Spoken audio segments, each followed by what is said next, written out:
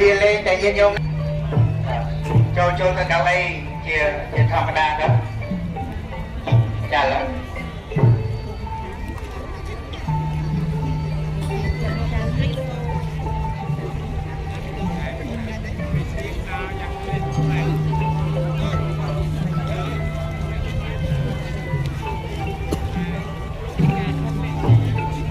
ទីវត្តពោវាជាទីជួបជុំត្រៃលក្ខរងំក្រំចិន្តាញាតិមិត្តប្រុសស្រីចាក់គេហាជួយហែគ្លីបត្រាលោកស្រីទុកថ្ងៃនេះថ្ងៃប្រាត់ឃ្លានរូបកាយឃ្លានទៅសែនស្ដាយពុកស្រណោះព្រះស្លាប់ឆ្លាប់រួមសុខទុក្ខត្រូវលក្ខណៈឆ្លងជ្រុំបច្ចរាយ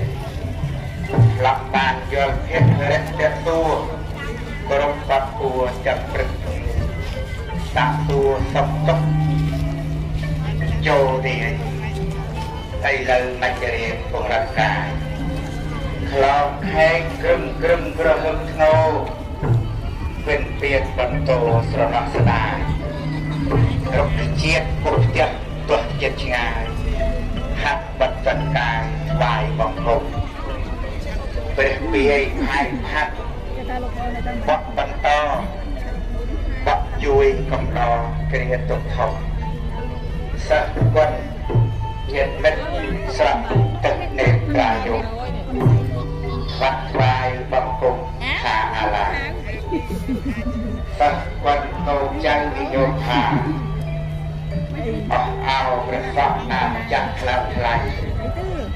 ពីដើមលោកឆ្លោះរួមប្រាក់ប្រៃរលល្ងាចយកថ្ងៃនឹងដែលឃ្លាតឥឡូវត្រូវឃ្លាតទៅឆ្ងាយក្រៃឃ្លាតទាំងអាឡ័យនិតវិលទៀតសដានាសៅសៅប្រងព្រានស្ដាយត្រណោះអោស្ដេចមច្ចរាជអិតមេត្តាស្ដេចយកសង្ខារទៅស្រស់ស្រស់គ្មានចិត្តអាណិតបតិសោះពុំមានត្រណោះដាក់សង្ខារសំលេងខ្លោកខែកស្រែករមុំបលឺយកបងក្រំចិន្តាស្ដា